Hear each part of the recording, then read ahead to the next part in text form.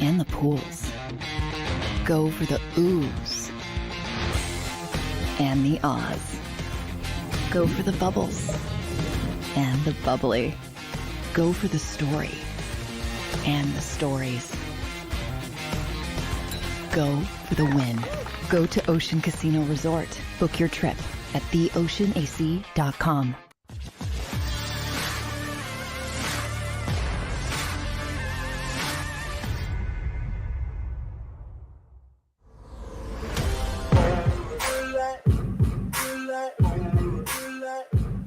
Back at it again. It's the RIC and the place to be. Ric Serritella here at the Jersey Shore, broadcasting around the universe here on JAKIB Sports, brought to you by Ocean Casino and Resorts in Atlantic City. Big shout out to Ocean Casino Resorts.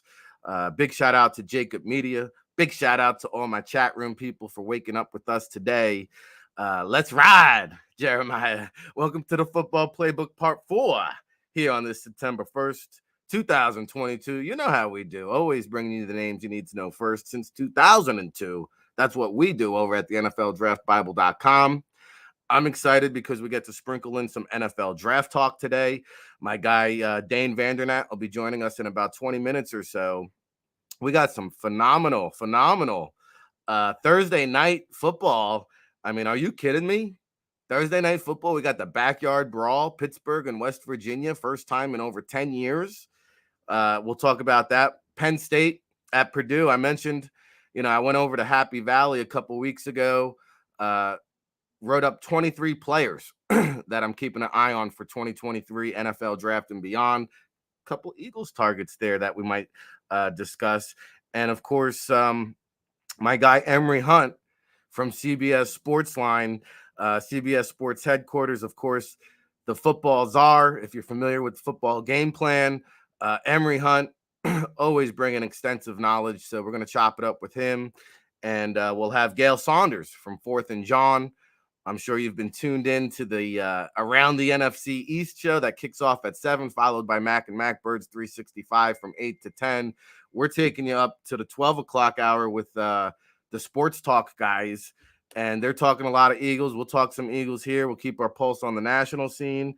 And we'll go around the league. We'll talk some 53-man cuts. Big shout out to all the chat room folks. I see you, John, Jeremiah, Tavern, Mike. Luscious. That's a new one. Luscious, the show. Good to see you, brother. Please chime in. Feel free. Tell a friend that it's them again. It's the Football Playbook. Our guy, Tone, behind the scenes. Shout out to Xander, Joey, the Krause boys. Congratulations on the entire JAKIB Sports YouTube channel. Are you kidding me? Over 1 million views in the month of August. We're just getting started with football season. We got 2 new shows. We got around the clock programming from 7 a.m. to 6 p.m. Eastern. We got the Eagles post-game show live from the Ocean Casino Resorts in Atlantic City. Buckle up. It's a double chin strap affair on the JAKIB Sports channel. And I got news for you. Ocean Casino doing big things. Did you guys see JAKIB Sports doing big things? Atlantic City doing big things. They just published the revenue earnings for last month, and Atlantic City, long time coming, they just had their best month in over a decade. Huh? How about that? How about that for the city that was counted dead and out? And kudos to the Ocean because they've made it significant. They're the largest growing casino. I think they had 44% growth, and it's now Borgata number 1 and Ocean number 3. I think who was number 2 is slipping my mind now, but that's a big deal. That's a big deal for the Ocean Casino. So, hey, we're going to talk about it. We're going to be about it. Feel free to chime in with your questions in the chat room.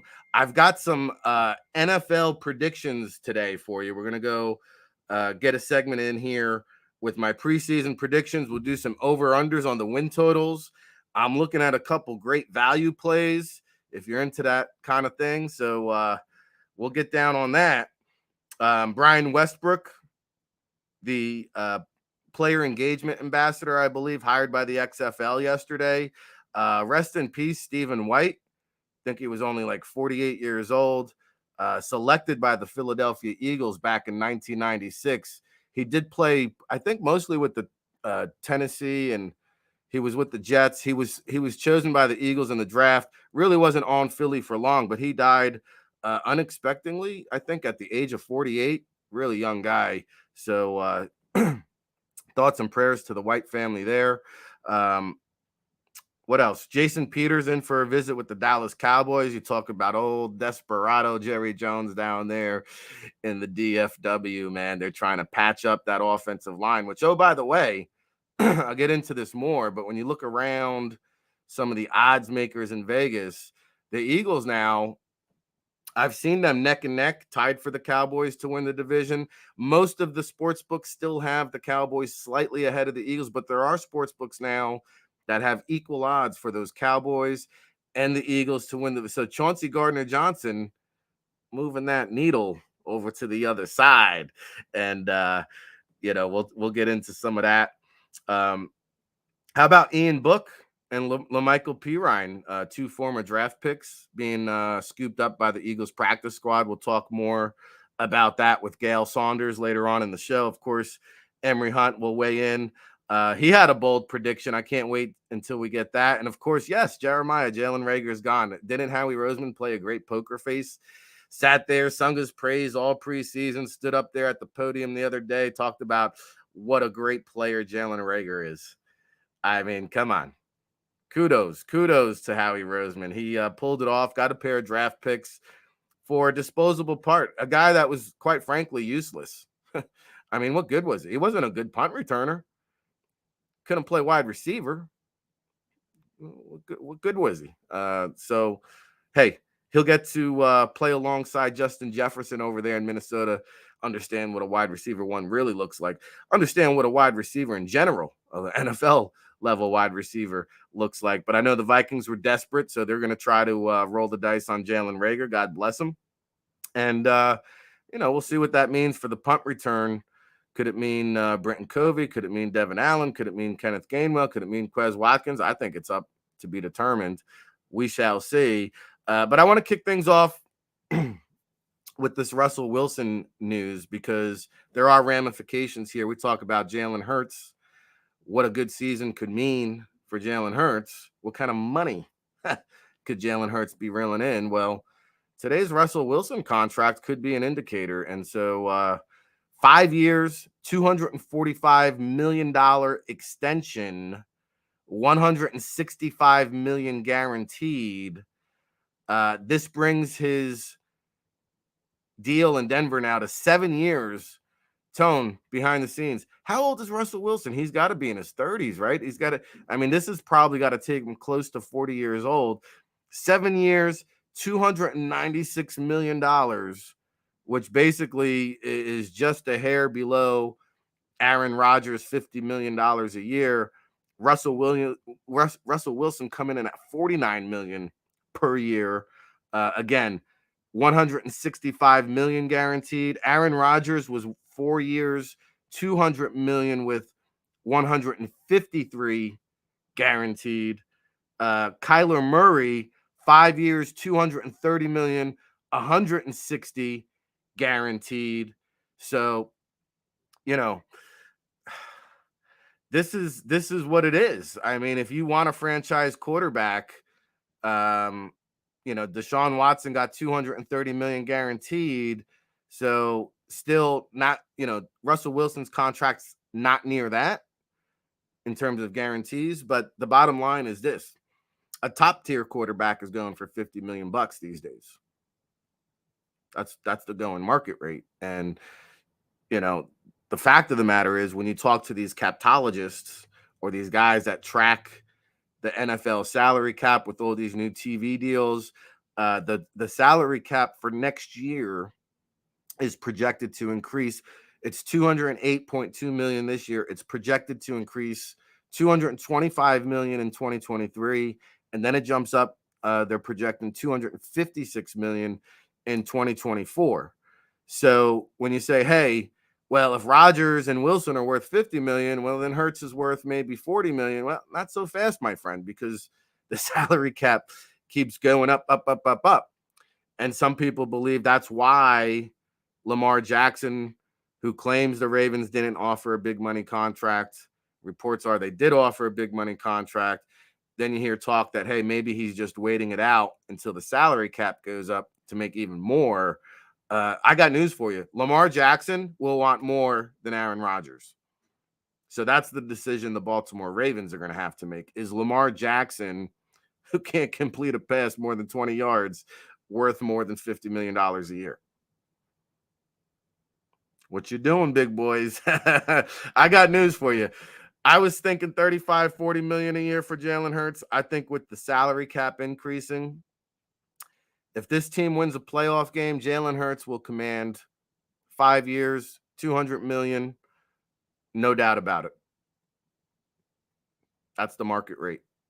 So buckle up. Otherwise, you'll find yourself like Seattle Seahawks picking between Geno Smith and Drew Lock. Oh, God. Are you kidding? And I got news for you. We had a big shout out to all our guests yesterday, by the way. We had Amanda Ruler on, who just finished her Bill Walsh apprenticeship there in Seattle. And I was talking to her when I was out west at the Hub football camp, and she was just talking about the presence of Russell Wilson being gone there. They're trying to figure out who's going to pick up that leadership. And I had somebody else from Seattle, not Kayla, but somebody within the organization that said they're not even allowed to say the R word. And I'm not talking about RIC. I'm talking about Russell Wilson. They're not even allowed to say his name in the building. Pete Carroll won't allow it. That's how pissed off they are at Russell Wilson. But hey, believe you me, Russell Wilson is a difference maker. He's worth every penny of this $296 million. This guy's going to make another $300 million. I guess Sierra she probably was already retired. Well, how long ago did that? She's like a one-hit wonder. What was that song? That 1-2 step. I mean, that's like 15 years ago. Did she put out a song? Russell Wilson, 33 years old. Thanks, Tone. So this will take him to 40. And Sierra will be doing that 1-2 step right into retirement. God bless. So Russell Wilson news, ramifications on Jalen Hurts, Lamar Jackson. Boy, if Lamar Jackson's a $50 million quarterback, I hate to see what Justin Herbert is going to command. And so, that's what happens with these big money contracts. And that's why Howie Roseman, the move of Chauncey Gardner-Johnson, all in. The best supporting cast in football? Possibly. I mean, you stack this roster, there's really no holes. There's just a question mark at the quarterback position, whether Jalen Hurts will take the jump. And I believe he will, because this guy prepares like he's a maniacal preparation. My dad used to say the old John Wooden phrase, those who fail to prepare to fail. Not Jalen Hurts. He's buckled up, ready to go, man. And he doesn't make bad decisions. So we'll get more out of Jalen Hurts with Emery Hunt, Gail Saunders. We'll have Dane Vandernat coming up here in just about 5 minutes or so. And, just looking at the Eagles practice squad, I'm so happy that, one, they were able to retain all those wide receivers in question. I'm surprised. What are these decision makers around the league? Are they really watching the preseason games? Are they monitoring what's going on? Because did they not see Deon Cain play? I mean, Minnesota, not for nothing. You guys, you took the worst the worst of the two wide receivers. Like, you could have had Deon Cain for nothing, but instead you gave up draft picks for Jalen Reagor. Like, that Vikings GM, he's not known to be a talent evaluator. He's like an analytics guy. I think he got caught hitting the snooze button. What are you looking at? You think this guy's a punt returner? Is that what you traded for? I don't know. You could have had Deon Cain. The shrewdness of Howie Roseman. Not only does he bring back Deon Cain, he retains Devin Allen and Britton Covey. I mean, come on. That's a win. That's a big W right there. And then even though they were able to snatch Ian Book off of waivers, I think a former 4th-round pick out of Notre Dame, they also still brought back Reed Sinnett. So we thought they might have 3 quarterbacks. They're carrying 4. And LaMichael Pirine, I mean, he's been dealing with injuries. I think he could be a back burner guy, but, he's not that bigger back that the Eagles were craving. He's more of that slasher type role out of Florida. Had a pretty impressive showing there at the Senior Bowl coming out down in Mobile. And, again, you try to, there's a reason why he was a 4th round pick just 2 years ago. So same thing with Ian Book. There's a reason why these guys get drafted. And Ian Book, he's won more games than any quarterback at Notre Dame in history. And when you think about that, Joe Montana, Brady Quinn, Jimmy Clausen, say what you want about Quinn and Clausen. Those guys were great college quarterbacks. This guy, Ian Book, won more than them all. And so it's all about intangibles with Ian Book. Ideal clipboard holder because he's like having an extra coach in that QB room. But when you talk about preparation, student of the game, smart decision-making, Ian Book is all that. Works that short to intermediate passing game really well. So, hey, another developmental quarterback to play backup if Gardner Minshew. We talked about how many Eagles guys are on 1-year deals. Chances are they're not going to be able to afford Jaylen Hurts and Gardner Minshew. So, hey, you got to try to develop a backup. Ian Book might be that guy. Is it an upgrade over Reed Sinnett? Maybe, but not by much. Sinnett does know the playbook, so who knows? We shall see. I'll tell you what, a lot of moving and shaking around the league. 53-man waiver wires, practice squad still being tweaked. We'll talk about it. We'll be about it. It's the Football Playbook taking you up to noon Eastern time. Sports Take guys will take over from there. Of course, the National Football Show with Dan Cilio from 3 to 6. Hey, it's the JAKIB Sports channel. We got you covered 7 a.m. to 6 p.m. The Eagles postgame show down at the Ocean Casino Resorts. Coming up after the break, we got Dane Vandernat, the executive director of the NFLPA Collegiate Bowl. Turn our attention to the college football landscape right after this.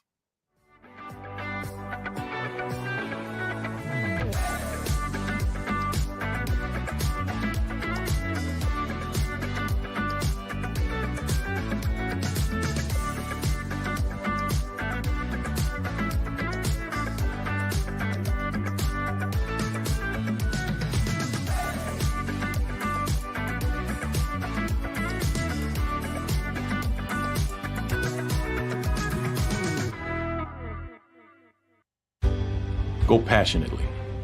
Go fearlessly. Go confidently. Go Birds! Go confidently towards your goals with First Trust, Philly's hometown bank for nearly 90 years, and the official bank of the Philadelphia Eagles. We're focused on getting you over the goal line. So go with conviction.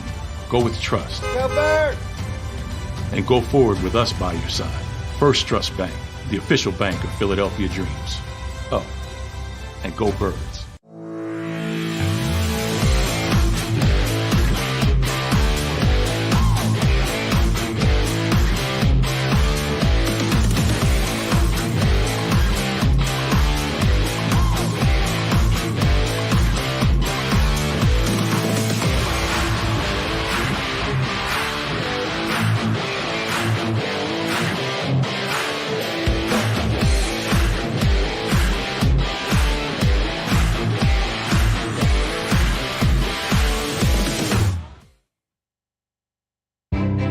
Jim Gardner is an icon. A Philadelphia treasure. He's a mentor, a pace setter. Jim is my North Star. He's trusted, revered, Appreciated. He is Action News. He's compassionate. Honest.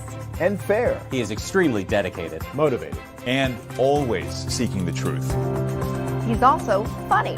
We are a team of many. Jim Gardner is our leader. And we're lucky to have him. At Stateside Vodka, every new customer gets the world's best rocks glass, free.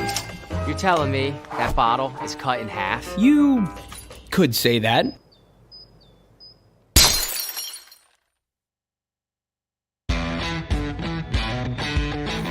Go for the pulls and the pools. Go for the oohs and the ahs. Go for the bubbles and the bubbly. Go for the story and the stories. go for the win. Go to Ocean Casino Resort. Book your trip at theoceanac.com.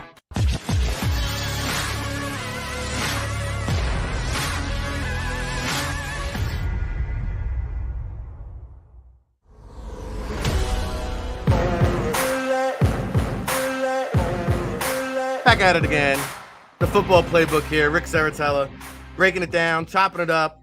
And, we're going to have Dane Vandernat in just a second. Shout out to all my chat room people. Big shout out to all the guests yesterday. We had a really receptive feedback after the show. Dr. Lynn Lasbrook, Amanda Ruler. We had Glenn Irby.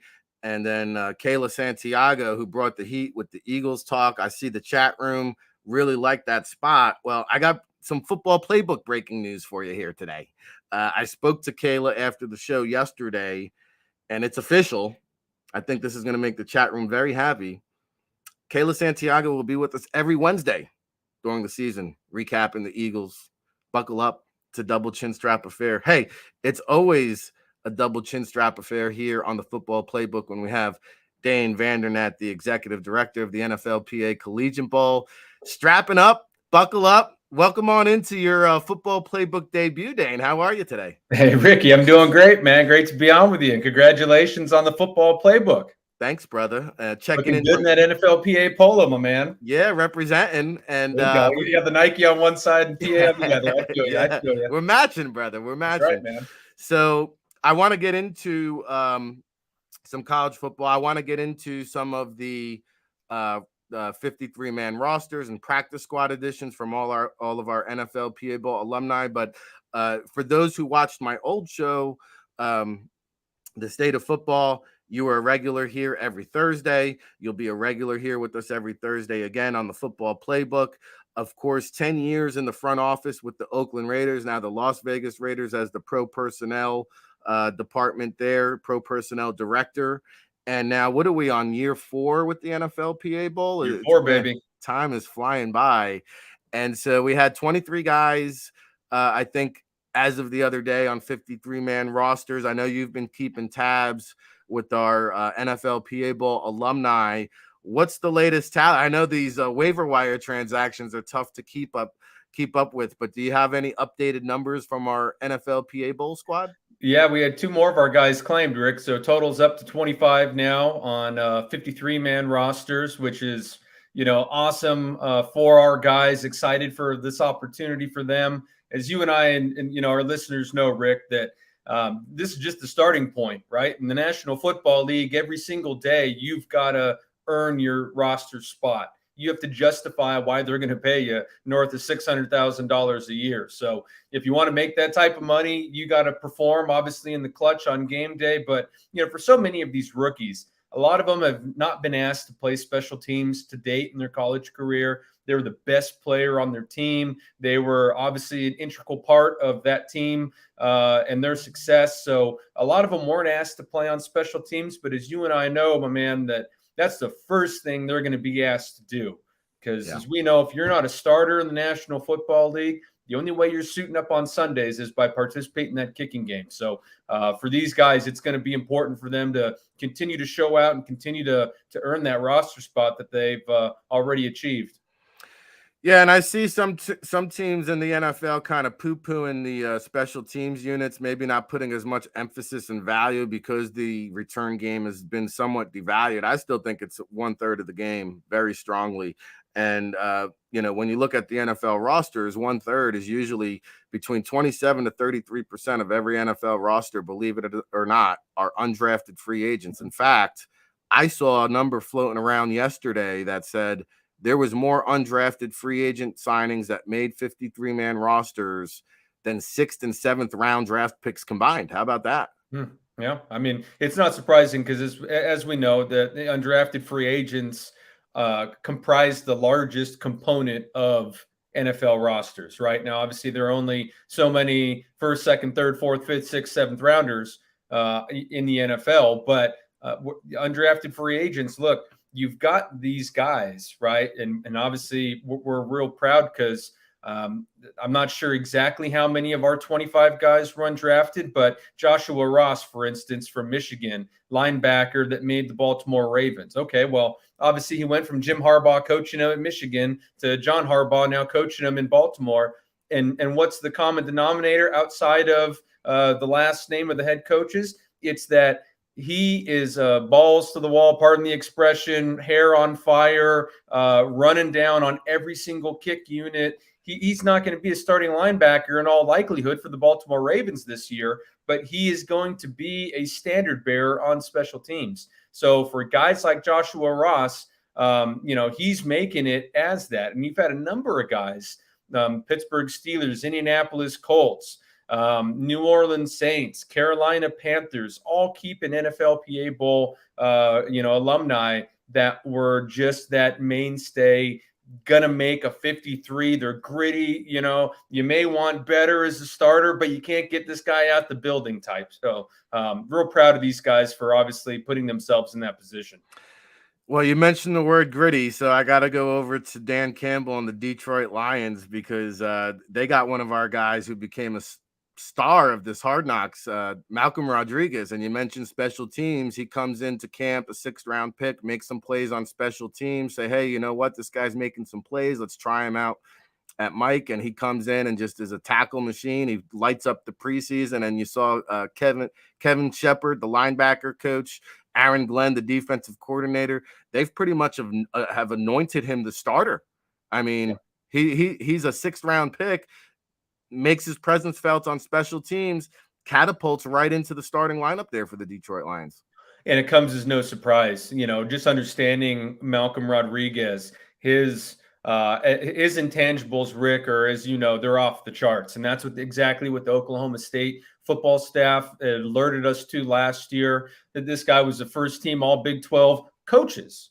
Right. And, that's always one of those where, okay, when you get to the National Football League, okay, personnel guys, we want the guy that's 6'2", 240 with, 34-inch arms and is going to run 4.5. And the coaches are saying, I need a guy that knows how to communicate, understands the defense, can get the troops aligned pre-snap, and then knows what to do once the ball's hiked. So, you know what? Malcolm Rodriguez fits that persona of gritty that Dan Campbell's preached about all over Hard Knocks, right? The guy that's just going to be scrappy. Obviously, we saw his dance moves there on episode 1, too. So, hey, he's bringing the Latin flavor there to Detroit. But you know what? Malcolm Rodriguez, high football intelligence, great leadership, high character. He's going to know exactly what to do, when to do it. Once that ball's hiked, he's going 100 miles an hour. And he's one of those guys, Rick, like, hey, he may not have ran 4.5 in a 40-yard dash without pads on, right? But when that ball's hiked, he plays fast. He's going to play bigger than his size. He's going to play faster than his 40 time. And that's what makes him such a great football player. And, again, really proud of him going out there and obviously continuing to do what he's always done. But when you go to the National Football League, that's a big jump for anybody. Whether you're a 1st-round pick or you're an undrafted free agent and everybody in between. So for him, he's gone out there. He's obviously earned that. Many of us are able to watch that kind of cataloged, if you will, over the summer with Hard Knocks, and really excited to continue to watch him ascend. And, I mean, Jared Davis, 2nd-round pick out of Florida, player that when I was with the Raiders, we highly coveted, and he got taken before we were able to pick. He's on their practice squad. Malcolm Rodriguez is in that starting lineup, man. That's pretty telling. Rodrigo! It's been so much fun to watch that story play out. And there's a lot of other NFLPA Bowl stories. I've talked about Josh Sills on the air here. We've talked about it off the air. Before we get into some of these college football matchups, though, the Eagles, they're always looking to develop a quarterback. They claimed Ian Book off waivers, but they still brought back Reid Sinnett, who kind of was up and down during the preseason here, spent some time in Tampa under Tom Brady. We had him out at the NFLPA Bowl. Just a quick, skinny little scouting report, what you saw from him. I mean, he's another one with an incredible story because he started only his final year of high school. Then he goes to San Diego, sits, starts his final year of college. Then he comes to the NFL, and he's going into year 2 or year 3. But what does Reid Sinnett bring to the table?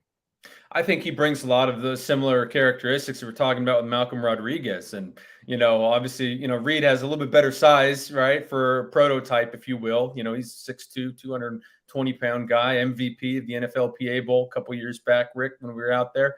I think that obviously going and playing quarterback is obviously tough. The news flash there, right? I'm breaking something down. But, for him to go in there, and you saw him with the Miami Dolphins, you've seen him with Tampa Bay before that, obviously now on to Philadelphia, he's going to find his niche as being a great quarterback in that room. And that's something I think a lot of people don't understand, right? We all sit there and think about competition and, iron sharpens iron, and we want everyone to be pushed all the time. The NFL quarterback room is a little bit different in that way. Yes, I want competitors, but I don't know a quarterback who isn't competitive. I've never met one, especially in the National Football League. But the other guys we want in that room, that's why the San Francisco quarterback room is so kind of interesting, let's just say, right? That you have obviously a guy that's played a lot in the National Football League and, probably still has a lot in him in Jimmy G, but we're going with the young buck and Trey Lance. I'm not saying that there's going to be friction there, but that's an interesting room as far as when things don't go right, how that going to happen. You're not going to get that with Reid Sinnett backing up Jalen Hurts or even Ian Book, right? Ian Book, in my humble opinion, is not going to push Jalen Hurts for the starting quarterback rod in Philadelphia. He's going to go in there. He's highly intelligent. He's very athletic. He's going to be able to get Philadelphia out in a pinch. I think Reid Sinnett is going to continue to, he's going to be a great backup. He's going to know what to do. He's going to understand the playbook. He's going to be able to offer some insights from his experience, right? Jalen and Ian Book are both a little more athletic than Reid. No offense, Reid, but, they're going to have a little bit different style. And I think Reid is going to bring, a little bit more of that, hey, I can stand in the pocket a little bit longer. I can deliver from the pocket. I can also get outside and throw on the move. But, his style is going to be a little different. I think it's going to complement that room. I don't think it's going to be a negative, for that, if that makes sense. No, I agree wholeheartedly. And Howie Roseman always looking for that next developmental quarterback. And we shall see. Yeah. No, that's the Bill Walsh philosophy, right? So, hey, Speaking of quarterbacks, got a couple good ones here tonight in this backyard brawl matchup. Pittsburgh, West Virginia, 75 miles apart. Ironically, haven't met in over 10 years. So it's return of the backyard brawl. And you got JT Daniels, a transfer quarterback now at West Virginia. You've got Caden Slovis, a transfer quarterback now at Pittsburgh, filling in those Kenny Pickett's shoes. Of course, a new offensive coordinator in Pittsburgh with Frank Signetti. And my understanding is in Pittsburgh, they've had to hire additional security. They've beefed up the security for this matchup here tonight. So let's talk about it and see what the Dane Vandernat evaluation prognosis tells us about the backyard brawl. Well, first of all, one of my great mentors in Ken Herrock is from Pittsburgh and played at West Virginia. So I've got a little bit of history and background with this rivalry and the area in general. But the interesting thing to me is when you look at these two quarterbacks that you just mentioned, both of them transfers. I think 2 years ago, you watched Caden Slovis down at SC. I'll tell you what, Rick, if I didn't see a first-round quarterback, I didn't know what I was looking at. You saw him in their game against Stanford come back from, I believe, a 3-score deficit in the fourth quarter and throw 3 touchdown passes. And the last one, the most impressive of any of them, I remember texting my buddies, defensive coach for Stanford, like, holy cow, like that quarterback was, quite put on quite the show, if you will. But, obviously things didn't work out for him at SC. A lot of things haven't worked out for SC, unfortunately, for the last decade. They went with a new coach. They brought in a new quarterback, and it's understandable that Slovis is going to transfer to a place that just produced a first-round quarterback, even if, Mark Whipple moved on to Nebraska. But Frank Signetti's put together a lot of great college offenses. He's a former quarterback coach in the National Football League. He understands coaching that position, and I think he's going to elevate Caden Slovis's profile and his ability. So I look for both these guys. JT Daniels, right? All the talent in the world, 5-star quarterback, goes to Georgia. For whatever reason, just never found that consistency with the Bulldogs, right? So for him now, how can he kind of change the narrative? And Rick, this is what we talk about, right? When we're going to these colleges in the offseason and we're telling these guys, hey, look, there's already a narrative about you. The NFL scouts have already come through and they've looked at all you guys who were juniors last year. They're going to be seniors this year. They already have an opinion on you. You've already been graded. You do, fortunately for you, though, have an opportunity to change that narrative, right? Your senior season can be so imperative in making these jumps. So for a guy like for Slovis or JT Daniels, this is your opportunity to change what's been said about you and how NFL teams are going to value you. For both guys, though, I think they're fortunate that they have a strong supporting cast, right? I think, with West Virginia, you've got Bryce Ford Wheaton, a big wide receiver. You've got a good running back there. You've got a solid defense. Dante Stills returns. I think this is for his 19th year there at West Virginia. But a heck of a defensive lineman. You've got Charles Woods, the corner, expecting big things out of him. For Slovis, man, Carter Warren and Gabe Hoy both decided to return back, right? Carter Warren, we thought was going to the Senior Bowl last year, opts to go back to Pittsburgh. So he's returning a veteran offensive line. They also, have Jared Wayne, the wide receiver, who I saw an article recently saying they're going to forget about the receiver that took off for SC, but, he's going to help them forget about them. They have 3 defensive ends that can get after the passer. So, again, for both Pittsburgh and West Virginia, I think you've got 2 very good teams, obviously different conferences, but it's going to be a nice opener for both of them and really get to see at the gate who's going to set the tone for the season, who's going to take off and really run with this opportunity. Yeah, and Keaton Slovis, sky is the limit, really. I mean, it's so much talent. Yeah, it's not too far to think that he could ascend back up to that first-round status, like a Kenny Pickett if he has a big year. And you talk about change the narrative, just go ask Reed Sinnett, who was not even on the NFL radar going into senior season. So we'll be keeping an eye on that matchup tonight for certain. I know Pittsburgh comes in about a touchdown favorite. I think this game's going to be closer. I think it's a coin toss matchup. I think this game can go either way. So be careful there. This one's going to be 7 p.m. on ESPN. So make sure you bookmark that. Another game I'm going to be keeping an eye on since I was just up at Happy Valley is the Penn State Nittany Lions on the road, traveling to Purdue. Never an easy matchup, but I got to say, when I was up at Happy Valley, that defense, they've got impact players all over the place. PJ Mustipher up front, who returned off of the injury, another 6th-year senior. Jair Brown, the safety, is a good-looking prospect, but I could not stop. I had a man crush on Joey Porter Jr. because this guy's just so big. He's so physical. The strength and conditioning coach said he's going to light up the combine. And to me, I mean, I know a lot of split opinions on Joey Porter Jr., but to me, he looked like a first-round pick. Penn State at Purdue, 8 p.m. on Fox. What do you got here for us, Dane?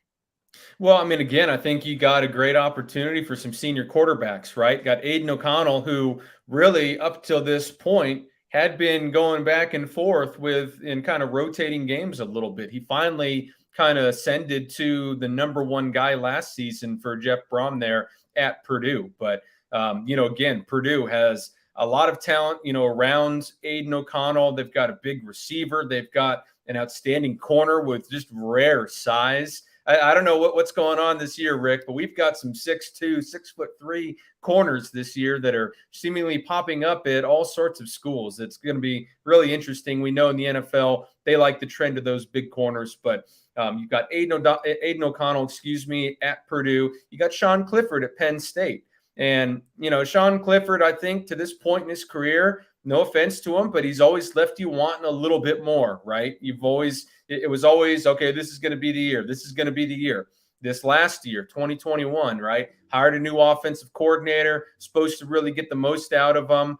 Things didn't work out exactly how they wanted, or, didn't have quite the season that they had really hoped like they did a couple years ago. But you know what? I think for Penn State, this is Sean Clifford's opportunity. He's thrown to another big receiver in Mitchell Tinsley. Got really good interior offensive linemen with a center and Juice Scruggs. Hunter Norzad, who transferred from Cornell. He's coming in, solidifying that offensive line. You spoke about Joey Porter, PJ Mustipher, some of the horses they have on defense. Hey, you know what? Big Ten is going to be very competitive this season, especially the East. All right. Ohio State, Michigan, Penn State, Rutgers is going to be throwing some. Got to give you some New Jersey love over there, Rick. But you know what? I'm really bullish on the Big Ten. I think they're going to have a great year collectively. This is just only the beginning here. We get the kickoff between Penn State, Purdue, week 1. Who would have thought we'd have a great conference matchup like this? Yeah, and I got news for you. People are sleeping on Penn State. They're not even ranked this year. They're not even in the top 25. That could change after this game here against Purdue. I will say Mario Tinsley is an intriguing guy to keep an eye on because the coaching staff, again, they were raving about him. They said Parker Washington, the sophomore wide receiver, is probably the best pro prospect on the team, period. But they said they view Tinsley, who came over from Western Kentucky, for those of you who are Bailey Zappi fans, Tinsley led Western Kentucky in receiving. And so they said, hey, they view Tinsley and Washington as kind of like 1A, 1B. And so don't be surprised if Penn State takes care of business. Purdue getting points on at home, but Penn State, I think, is going to take care of business there. Again, 8 p.m. on Fox. All right, we got another ranked team in action tonight. We mentioned Rodrigo. How about our guy Khalil Pimpleton, who I think was brought back for the Lions practice squad, another star from the Hard Knocks. His Central Michigan squad is going to face off against Oklahoma State, who's a top 10. I think they're ranked number 12 and number 9, depending if it's the AP or coaches poll. Spencer Sanders, another one of these quarterbacks who returns, somewhat on the NFL radar. But what do you got here in this Oklahoma State matchup, who's favored by 3 touchdowns? And oh, by the way, our guy Emery Hunt, who's going to be on later on in the show, actually said Central Michigan has a chance to upset this game. And Lou Nichols, the running back there, I believe led the nation in rushing last year. Yeah, I'm a big Lou Nichols fan. And, you know, he's, I think, the reason why Central Michigan's going to have a chance in every game this year. But it's not just him. I mean, they got another running back in Kobe Lewis, good football player. Big wide receiver in Dallas Dixon, right? We know that Khalil was a little bit of the flash, the shorter punt returner type. Well, guess what? Dallas Dixon, over about 6'1.5", 200 pounds, long arms, big hands. He's going to be a big possession type receiver for them. Tight end and Joel Wilson, right? More of that H-back type mold, about 6'3.5", 245. But he's a guy that can move and do some things. They got a pass rusher, Thomas Incoom this year. You know, a guy that off the edge, he could even move inside if he wanted to. He has that type of size and length, but I think he's going to be best on the edge. He's going to be coming for that defense. But I mean, Lou Nichols, to me, you know, he's a game changer. I'm a big fan of Lou Nichols. I'm kind of anxious to see how his season's going to be playing out. But, you know, hey, let's get back on the senior quarterback theme. We've got Spencer Sanders there for Oklahoma State. We talked about Malcolm Rodriguez and the leadership he brought, you know, to the defensive side. Can they replace Malcolm Rodriguez? Can they replace Colby Harvell-Peel, the safety that we had at the NFLPA game that was with the Texans? You know, they did lose some pieces on defense. They're still going to be returning some, right? They still have Israel Antwine. They still got Sion Asi up front. They still have, you know, my man Brock Martin there, defensive end. So they still have some pieces there, but you know, I think more of it's going to fall to Spencer Sanders' shoulder. You know, he's an interesting style type quarterback. A little bit of that modern, you know, outside the pocket type quarterback. He can do a lot of things with his legs, but he's no slouch as a passer, you know. So I really want to see him take his game to that next level. We know that Coach Gundy there's a quarterback whisperer and always has prolific teams there in the Big 12. Braden Johnson, big wide receiver who can really run for his size, you know, is going to be the beneficiary of some of Spencer Sanders' throws. So, you know, I do think you've got a lot of pieces there for Oklahoma State. It's just going to be how quickly can they gel as a team, replace some of last year's losses. and obviously go out in the very competitive Big 12 and see how they can do. Yeah, they'll be looking to really try to compete with Baylor, I think, in that conference. And Oklahoma State, we shall see. Central Michigan, I think it's going to be closer than people realize. So buckle up, tune in for that one. Of course, Dane Vandernat, the director of college football scouting for NFLPA Collegiate Bowl. We are on location across the nation, our 4th year, putting together this great roster. The 11th annual NFLPA Collegiate Bowl will be coming January 2023. We're excited about that. And our guy, Dane Vandernat, will be on location tonight, Dane, heading out to Mizzou. That's right. Where they're taking on Louisiana Tech. I found it interesting, Missouri here, they brought in 31 freshmen and 19 transfers. There's 50 new players on this roster. Not only that, it's their 5th new starting quarterback in 5 years at Missouri. What do you got here? What are you going to be looking for when you attend this Missouri matchup tonight? Yeah, well, I mean, for one, I don't know this game will be as competitive as some of these others we've talked about. We'll see if Louisiana Tech can kind of try and keep it close. They do have a big receiver there who's a prospect this year. But when it comes to Missouri, I'm anxious to look at the trenches, right? They've got a good veteran offensive line. They've got legit 3 or 4 prospects up front on that offensive line. Some of them have the opportunity to come back for another year. Some of them, this is going to be it. But they've got some big, long guys up front blocking for this Mizzou offense. And then on the defense, you're right, they've got some talented defensive linemen that need to put it all together. Just like we talked earlier, Rick, that, hey, you have your senior season to change the narrative a little bit.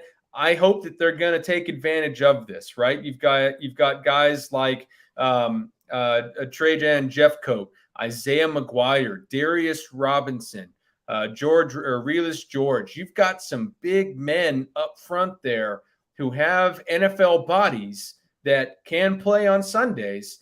Now we just got to produce, right? We can't just flash and do things once and then, go long stretches without doing it again. We need to show consistency, which is the number one word that NFL talent evaluators talk about, right?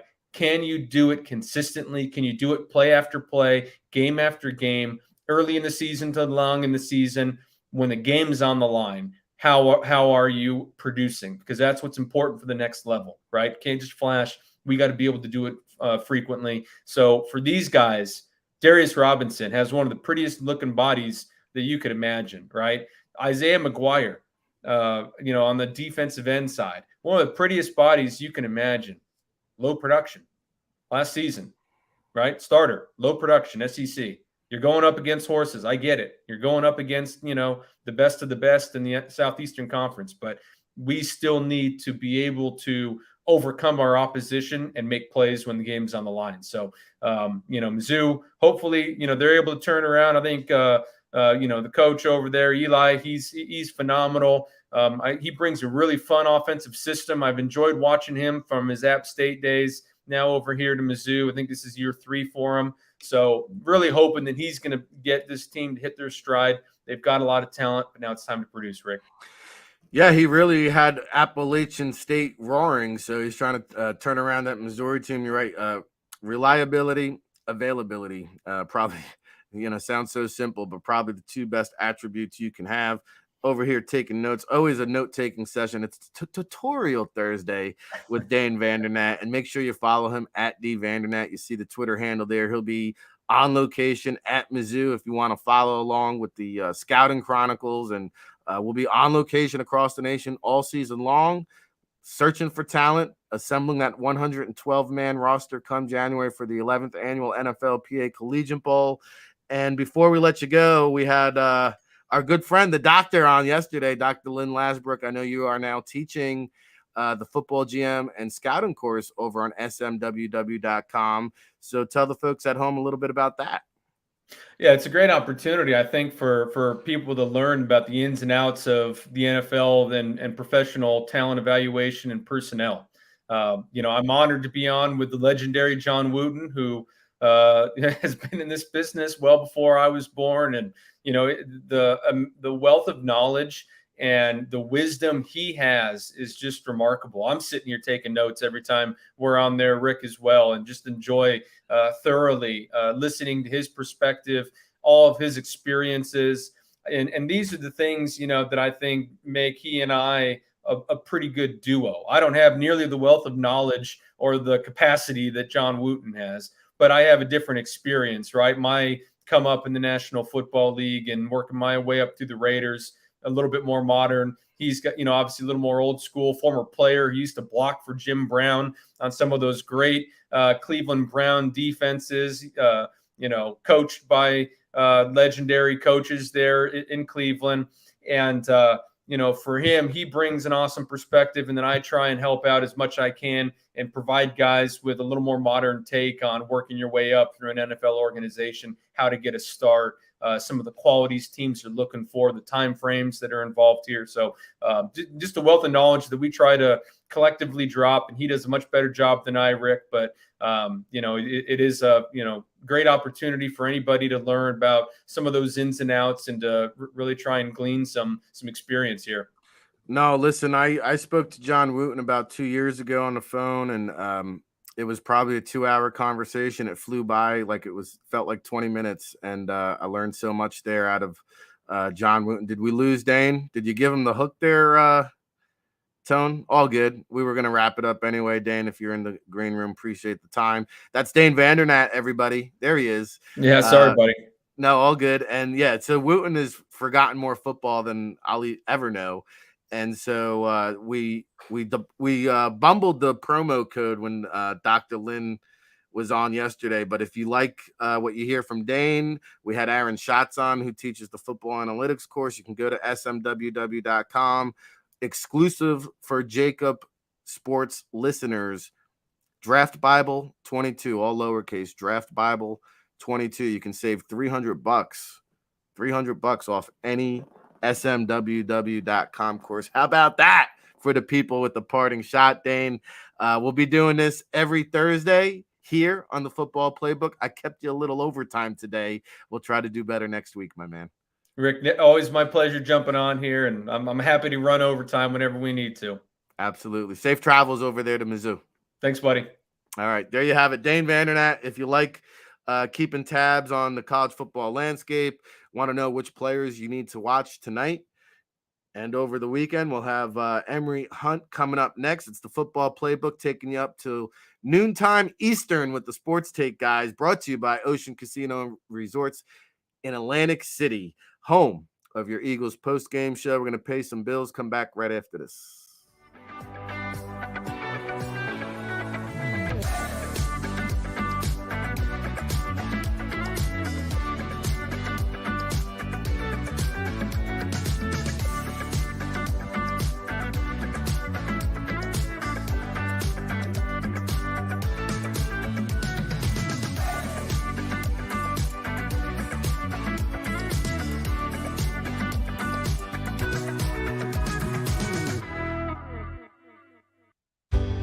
Go passionately.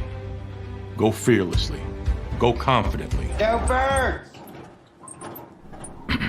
Go confidently towards your goals with First Trust, Philly's hometown bank for nearly 90 years, and the official bank of the Philadelphia Eagles. We're focused on getting you over the goal line. So go with conviction. Go with trust. Go Birds!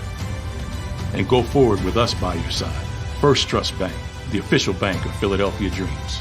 Oh, and go Birds. Plan your day with confidence. Definitely want to keep the umbrellas on hand. And keep your family safe with Action News and AccuWeather. Numerous tornadoes. Well over 7 inches of rain. Your go-to team when severe weather strikes. The water is still rising right now. Keeping you prepared wherever you watch. On TV, on 6abc.com, and on our streaming apps. And that's when we go severe weather mode and on the air for you. Action News and AccuWeather.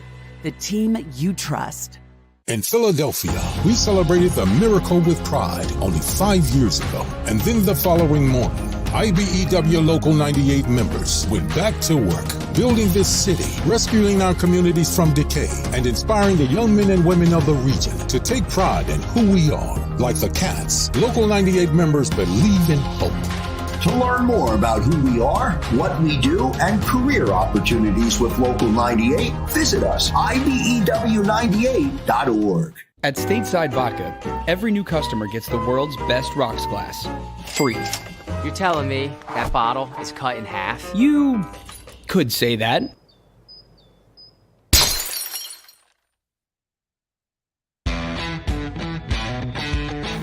Go for the poles and the pools. Go for the oohs and the ahs. Go for the bubbles and the bubbly. Go for the story and the stories. Go for the win. Go to Ocean Casino Resort. Book your trip at theoceanac.com.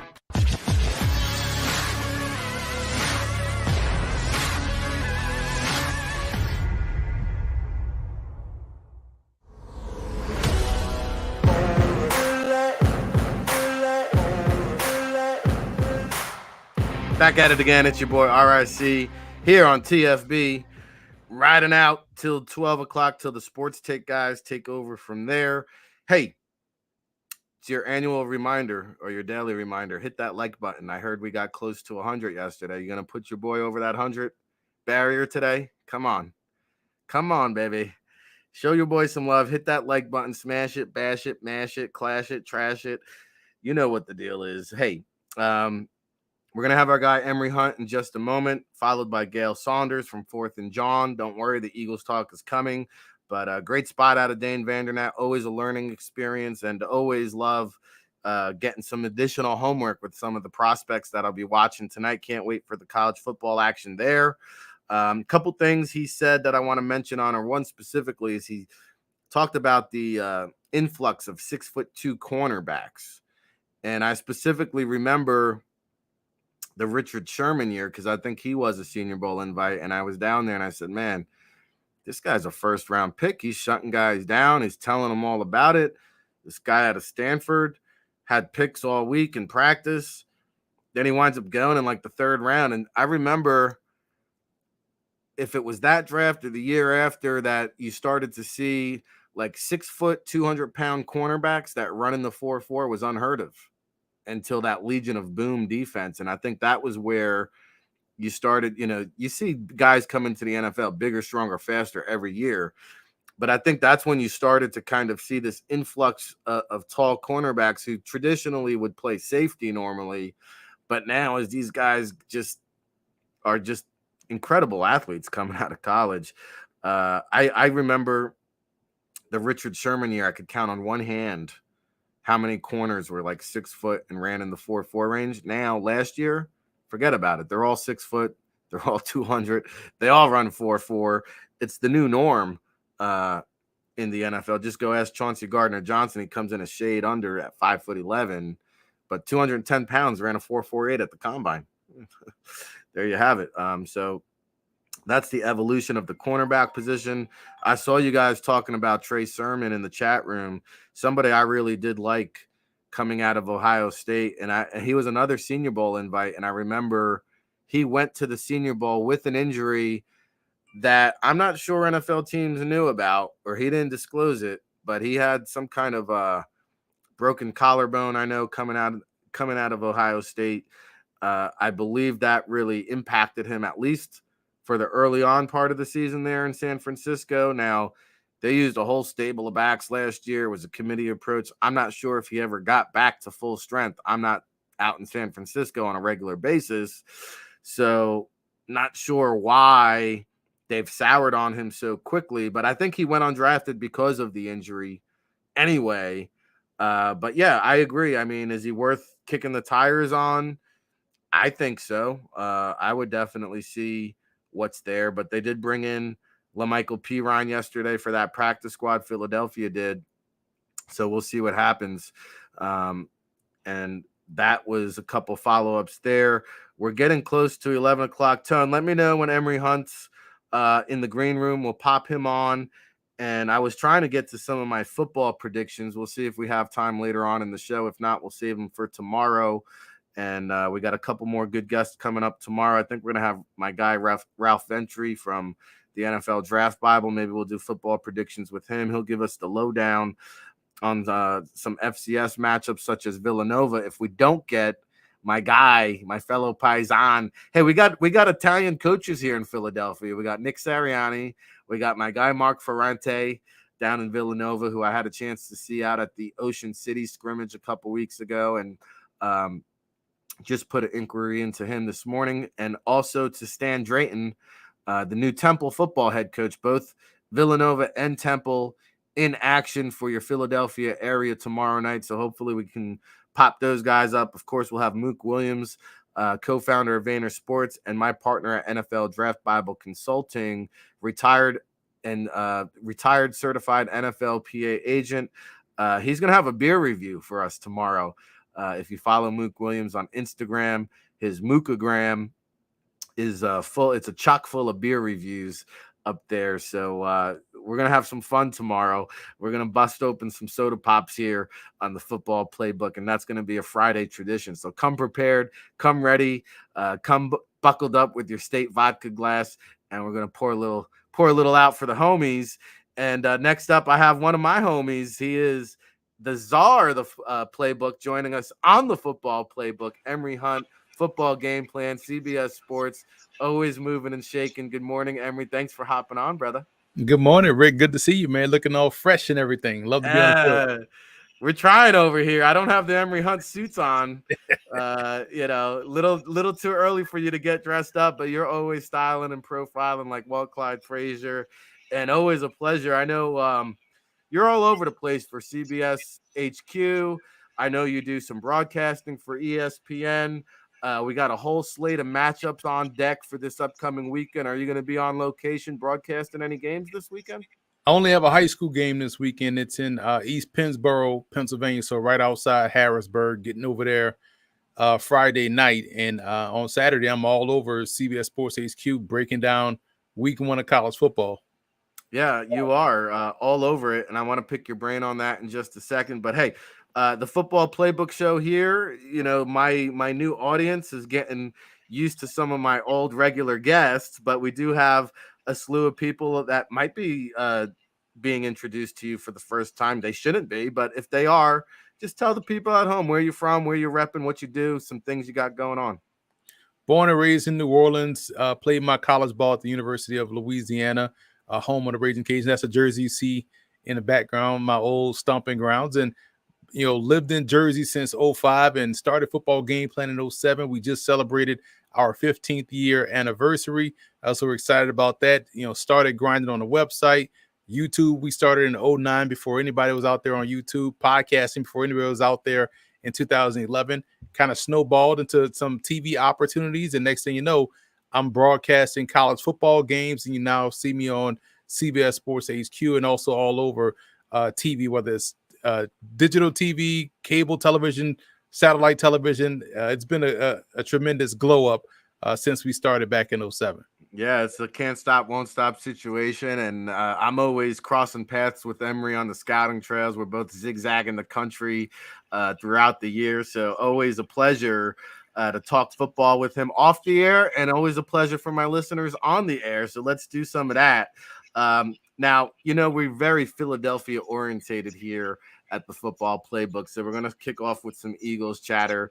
And, down at the Ocean Casino, you can find some wagering values. And I'm looking at the MVP race because I saw you on CBS HQ, and you were heaping roses on the one Jaylen Hurts. Maybe a value play in the MVP race?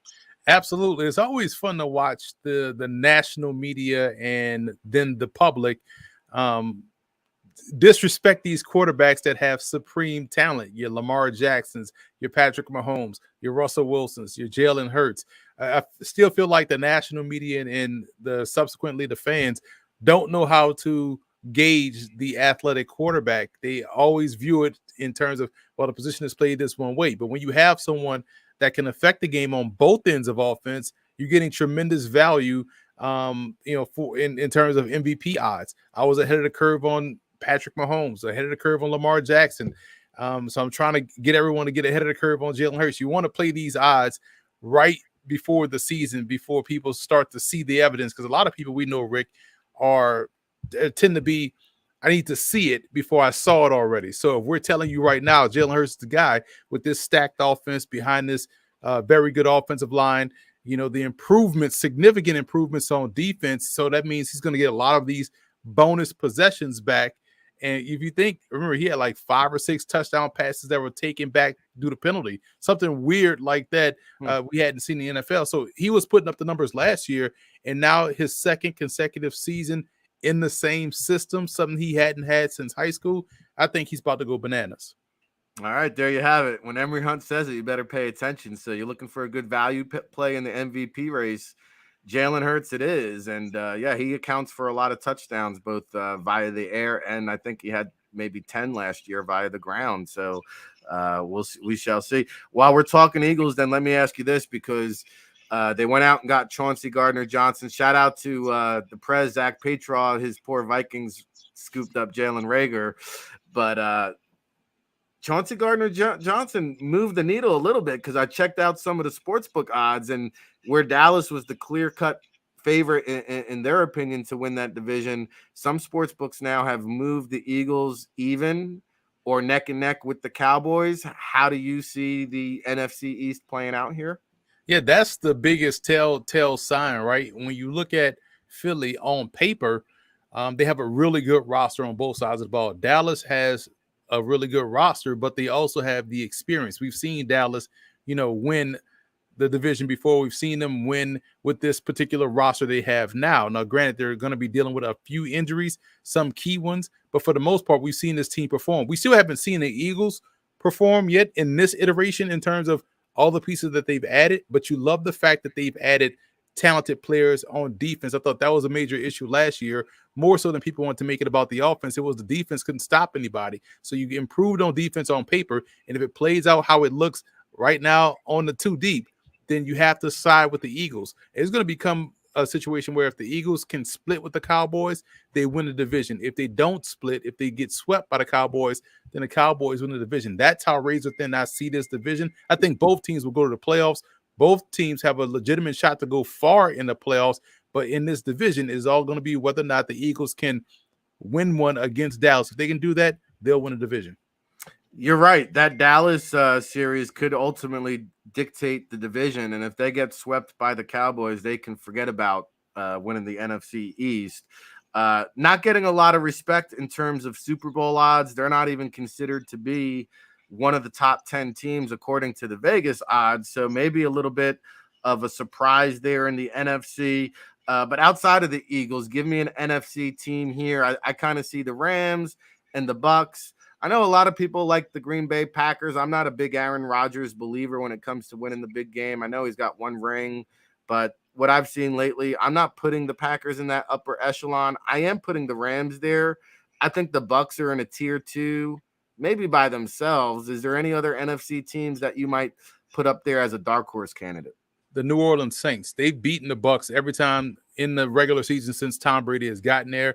Jared Cook was the reason why they lost the game in the playoffs to Tom Brady during his first season with the fumble as they were going into score to go up double digits. So the Saints have their number. They're very good on defense. I know they just lost Chauncey Gardner-Johnson, but they get tremendous help back on offense. They get Jameis Winston back healthy. We saw what Jameis Winston looked like last year post LASIK surgery. We'd never seen that Jameis before because throughout his entire college career, national championship, Heisman Trophy winner, Pro Bowl career in for the season out there in Tampa, he did all of that blind. So now you're looking at a guy that has corrected eyesight that is in his 3rd year of this system with Pete Carmichael calling the plays and a defense that's arguably the best in the NFC.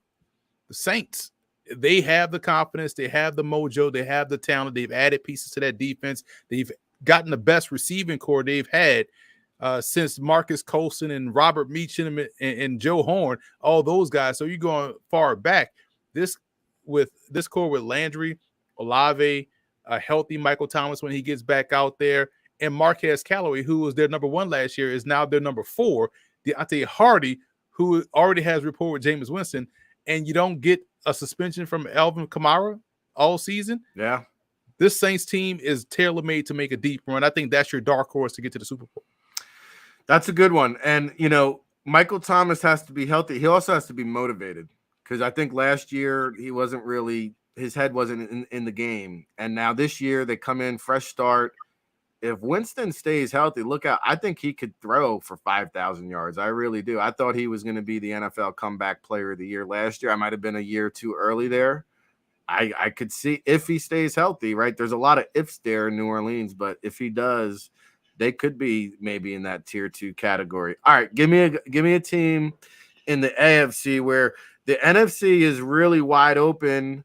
The AFC, you kind of have a couple kings like the Bills, the Bengals. I'll still keep the Chiefs in there. Trying to run through one of those teams is going to be difficult. Even the Ravens with that defense and a motivated Lamar Jackson looking for a new contract. I think that's your cream of the crop there in the AFC. And then you've got tier 2 teams that are really good. Give us a dark horse candidate in the AFC. And I'm glad you layered it that way, because when you're talking about tier 2, outside of those teams you mentioned, I look at Miami. I feel like Tua is angry. He's tired of all the naysayers. He's tired of hearing his name and every quarterback that comes available being attached to Miami. I like this attitude that we've seen from him coming out of training camp. And you factor in they've added explosive talent on a perimeter. So it doesn't take a deep throw to really ring up that cash register. It takes a short pass, which these receivers in Waddle and Hill can take a long way. And I think the biggest benefit for Miami this year is the fact that they've added, finally, talent in the backfield. Chase Edmonds. You also look at the reserve that they had. They added him too. I can't remember. Mostert. So you got speed and explosiveness. Edmonds is a baller. We remember him way back at Fordham. So this kid now is their starter. Mostert is their backup. So you see the theme here: speed and explosiveness, a motivated Tua, and a defense that was already good. Keep in mind that I think we look at how well they played the Patriots. They've beaten the Patriots. They've beaten the Jets. I feel like this team can go, can win double-digit games and get in the playoffs. And once you get into the postseason, we know it's all about a break here, a break there. We just saw the Bengals do it last year. So the Dolphins, to me, are one of these teams that are flying under the radar. I think they got a legit shot. I think they're a better team than New England. Oh, by the way, adding Tyreek Hill doesn't hurt either. I guess you're buying in on this Mickey McDaniel? Yeah, well, here's the thing. Anytime you get a coach that understands the value of the run game, I'm all in. And, as much as, people want to talk about it's a passing league, is passing this, passing that, you have to be able to own the line of scrimmage, run the football. And I think when you add a Mike McDaniel in there, you're going to get that coming off that Shanahan tree. They understand the value of the run game. Plus, you have game breakers in the backfield. So I'm all in on what they want to do out there offensively. All right, spoken like a true running back. We shall see. Mike McDaniel there in Miami. All right, I want to pick your brain on the couple college football games. Before we do, I've been trying to pick up some Super Bowl predictions from our guests as best I possibly can. I know it's early. A lot can change. But early on here, who you got going to the big dance? I'm going to go off the beaten path. I'm going to go Baltimore and New Orleans. A healthy Ravens team. This team was 8-3 with all of those injuries until the key cog, Lamar Jackson, got hurt. So imagine a healthy Lamar and a healthy Ravens bunch. That to me is a given, in my opinion. And I just laid out all of the reasons why the Saints have the best team in the NFC. And I think that's a team that is now ready to go. And even though they lose Sean Payton, but they still have a lot of continuity in that building. Pete Carmichael and Dennis Allen have been there under Sean Payton. The play callers don't change. The philosophy doesn't change. And the talent just got increased. So I see Baltimore, New Orleans getting to the big dance. Okay. Some big praise for the Saints there, whose win total is only at 8.5. So if you're looking for a value play there, hey, Emery's saying they should surpass 9 victories. Okay.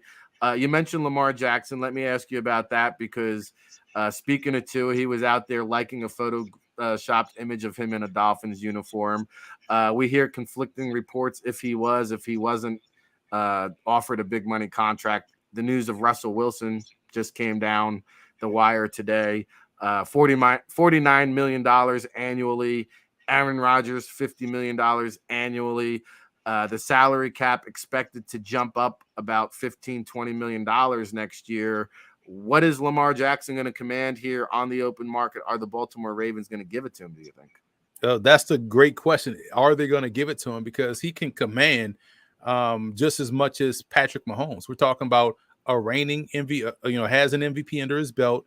Has gotten his team to the playoffs every year outside of last year that he's been the starter. You think about what he did as a rookie, getting thrown in the mix, getting that team, saving jobs, and getting them to the playoffs as well in a game against the Chargers. So he is the ultimate weapon. I know that gets thrown out a lot. We remember seeing that on the cover of Sports Illustrated with Randall Cunningham. Well, this kid is the ultimate weapon. He is the Baltimore Ravens. He is the offense. And if he is allowed to get to the open market, 49 to 50 with the increase, because again, people focus on the number when it comes out, not looking at it 5 years from now. Look at Dak Prescott when he got signed, and Dak Prescott is a top 5 to maybe 8 quarterback in the NFL, and so he's getting paid like a 8 to 10 now, based off how everything has grown. So whatever number comes out, don't get hung up on it because it's going to grow, because we know football is the most popular sport in this country and the salary cap will continue to go up. So I think he can command $50 million based off what he is to an offense, let alone the Baltimore Ravens. Yeah, Patrick Mahomes, he got 10 years, $450 million, $45 million per year. However, that's looking like a bargain. Only $63 million guaranteed too.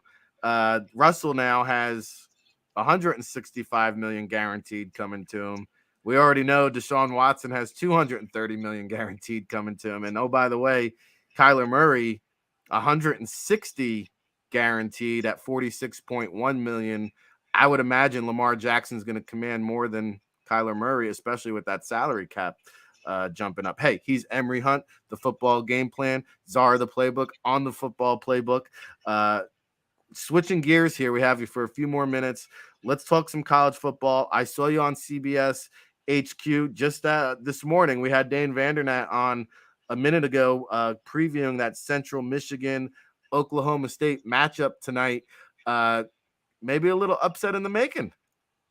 Yeah, people sleep on Central Michigan, man. I remember, studying Central Michigan in preparation for the NFL draft. They had 2 NFL draft picks along the offensive line. Yeah, Pimpleton, who played, I believe, in the NFLPA Bowl, wide receiver specialist. So I'm studying those guys. I'm like, I was just enamored with how well they play football. And I shouldn't be surprised because it's Jim McElwain.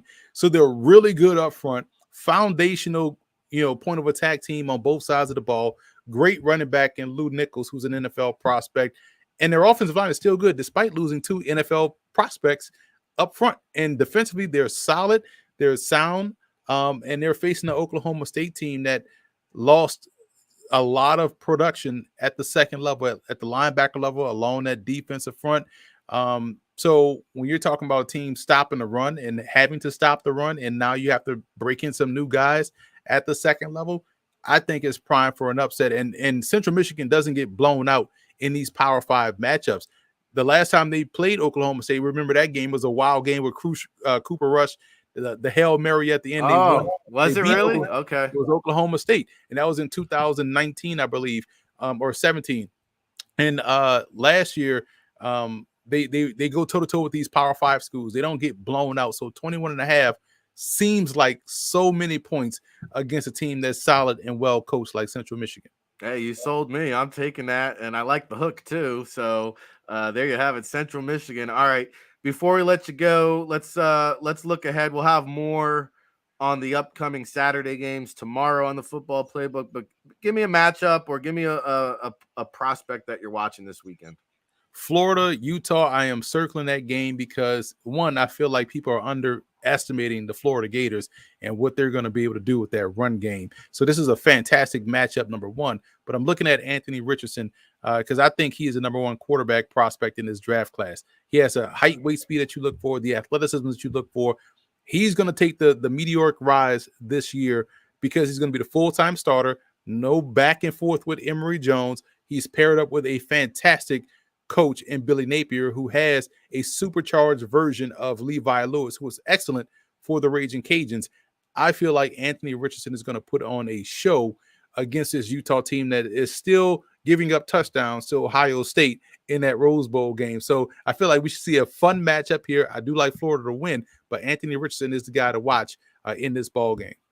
Could very well be that number one quarterback that comes off the board come April. He flashed the potential last year. Right now, he's got to kind of put that body of work together for a full season. And Dane had just come on and mentioned about change the narrative, right? You showed us the glimpses of potential. Now show us you can do it for the whole season. And there's no limit to how far Anthony Richardson can ascend up draft boards. And of course, Emory Hunt puts out a draft guide that you will definitely want to get.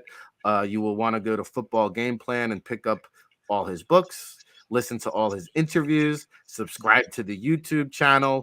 Make sure you stay tuned to his TV shows. Anything else I'm forgetting, Emory? I think you need another job. Right. Just keep it locked on F-Ball Game Plan on Twitter.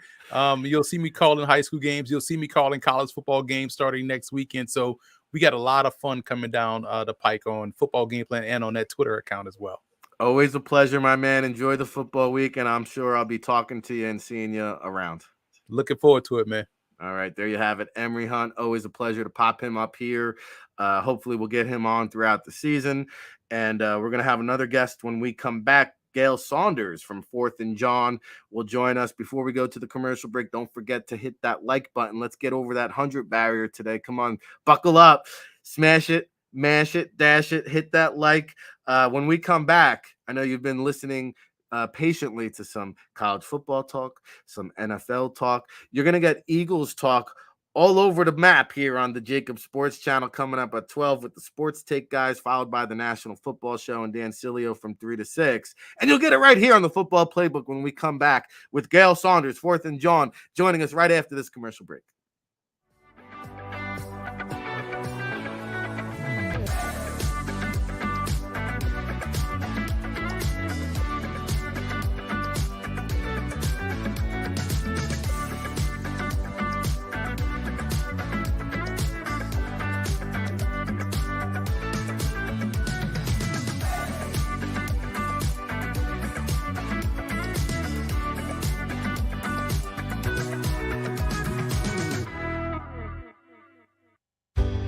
Go passionately. Go fearlessly. Go confidently. Go Birds! Go confidently towards your goals with First Trust, Philly's hometown bank for nearly 90 years, and the official bank of the Philadelphia Eagles. We're focused on getting you over the goal line. So go with conviction. Go with trust. Go Birds! And go forward with us by your side. First Trust Bank, the official bank of Philadelphia dreams. Oh, and go Birds.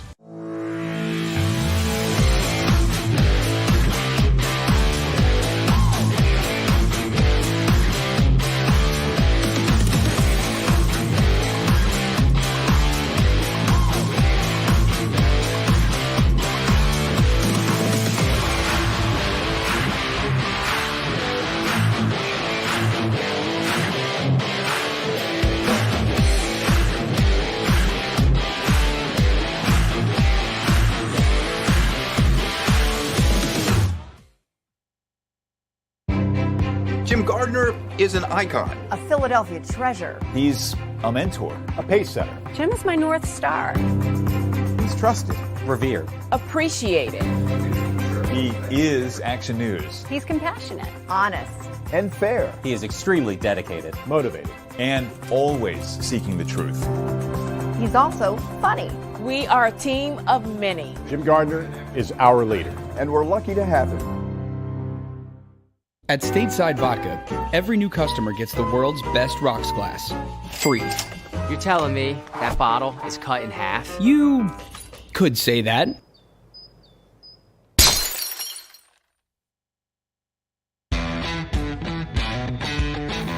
Go for the poles and the pools. Go for the oohs and the ahs. Go for the bubbles and the bubbly. Go for the story and the stories. go for the win. Go to Ocean Casino Resort. Book your trip at theoceanac.com.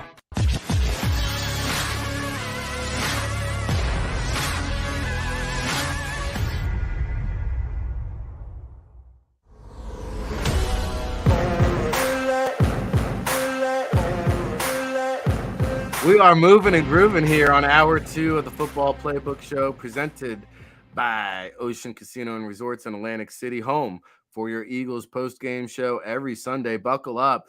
JAKIB Sports channel surpassing the 1 million viewer barrier mark this month of August. How about that? Big things happening at JAKIB Sports. We're only going to continue to grow this platform and grow this channel. Of course, 7 a.m. It all starts with Around the NFC East. Jeff Kerr kicking off your mornings every weekday into the Birds 365 show with Mac and Mac from 8 to 10. Of course, RIC here with you today from 10 to 12 each and every day until the Sports Take guys at noon, followed by the National Football Show with Big Sills from 3 to 6. And so we've been talking NFL. We've been talking college. All of you in the chat room have been waiting patiently for our Eagles chatter today. And here to do it is Gail Saunders. Pop him up there, Tone, from 4th and John. Good morning, Gail. How are you today? What's up, Rick, man? Big fan. NFL Draft Bible Days, man. I've been following you a long time, man. Glad to be on your show. No, I appreciate it, man. And we've been following everything you've been doing. You've been at this quite a while as well, going back to your days at the Roto World, I believe, and now with the 4th and John. I mean, tell the listening audience at home what you got cooking these days. Yeah, 4th and John, we're pretty much trying to be everywhere, whether it's tailgating, whether it's the Senior Bowl, whether it's covering the Eagles 24/7. That's what we try to do from a fan's perspective. But, we like to analyze everything. So it's Eagles Talk 24/7.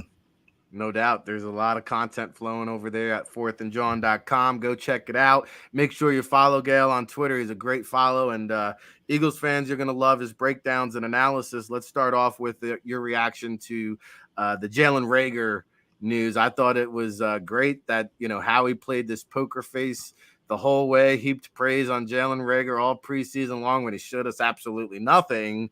And I think he bamboozled the Vikings here. What's your take, and how does it play out with this punt return situation? It's the kind of situation that we were kind of like monitoring, and we figured that we would keep Reagor on the 53-man roster until he's traded. That trade happened. I was hearing some talks of that before it happened. But the fact that you got value for a guy that hasn't really worked out here, he's flashed, but not flashed enough. You talk about him coming in as a wide receiver 5, him being a potential punt returner. Him being a punt returner isn't anything flashy either. He hasn't really been consistent there. So I think Howie did a great job just getting something back in return. I think change of scenery might be nice for him at this moment. Yeah, maybe. I don't see it. They talked about the explosion. Where was it? I mean, come on. We shall see. But, like I said earlier, he gets to play alongside what a real NFL wide receiver looks like. That's got to be a weird scene, though. That has to be a weird scene. Him stepping in the locker room, and Jefferson looking at him like, I'm sorry what I've done to your career. I mean, it's tough. And Jefferson's been very open about feeling bad for Reagor with all his success. It's a definitely weird scene. Yeah, well, if anything, he has a new friend in Minnesota, so we'll see how it pans out. We'll see if he lasts with the Vikings. I know they're desperate at the wide receiver position. They're a little banged up there, but who do you put out if you're Howie Roseman, if you're Nick Sirianni? Who's out there fielding the kicks and punts for you in week 1? Well, you got Gainwell, you got Quez Watkins. I think between those two, and see who can be that guy. If you plan to bring Greg Ward back when he's healthy, he's a guy that could also do it. I mean, you also have Britton Covey in the works. I think he could be a serviceable punt returner. I'm not sure is he consistent as a wide receiver yet. So right now, you got Gainwell, you got Quez Watkins. I think those would be the guys you rock with early. How about Devin Allen, though? Because, I mean, this guy has more speed than all of them. I know he's 27. He's kind of learning the ropes a little bit. I would have liked to see him more out there, but I thought he showed some flashes where, like, hey, if I was the Eagles, like the whole practice, I just have him there fielding kicks, fielding punts, because he's electrifying with the ball in his hands. You can't teach that kind of speed. Yeah. Any shot that they can develop him to kind of be groomed for that role? I think the practices I was at, he didn't really show out much. I mean, that speed at the is unmatched. You saw it in the preseason game, but I think you're going to have to keep developing him. I don't think he's where they want him to be yet to be on the field, to be relied on. I think he's a guy that you can't teach speed. Yeah, he's got that. Now it's just a matter of putting it all together, and his ability to show up as a gunner as well. You saw that against the Cleveland Browns. So if he's trying to make this roster, he's going to have to show out on special teams, and if he can be more consistent as a punt returner, that was a position I was looking at closely while I was at camp. Talking about between him and Britton Covey had that pretty much on lock. If you're going to compare the two. Okay. All right. Well, that's why we have you on, because you're the one on the scene and knows what's going on. I'm just reporting from my cozy living room in the Jersey Shore right here. We've got Gail Saunders here from 4th and John on the Football Playbook, breaking down some Eagles for you today. Let's talk about some of these practice squad signings. 2 new faces: Ian Book, the quarterback; LaMichael Pirine, the running back. 2 former draft picks not too long ago. Eagles rolling the dice here. What's your take? Ian Book, you talk about the Saints situation. They had Andy Dalton backing up. What's his name? His name. Jameis.